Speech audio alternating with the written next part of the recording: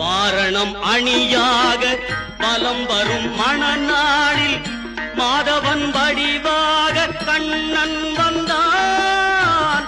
மாதவன் வடிவாக கண்ணன் வந்தான். மார்கழி பனி நாளில் மங்கையர் இளம் தோளில், மார்கழி பனி நாளில் மங்கையர் இளம் தோளில் கார்குழல் வடிவாக கண்ணன் வந்தான்.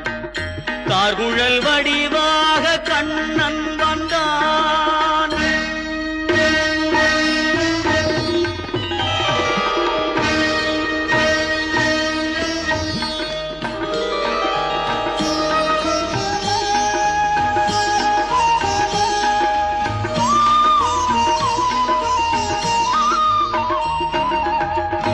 ஆவணி பொன்னாளில் ரோகிணி நன்னா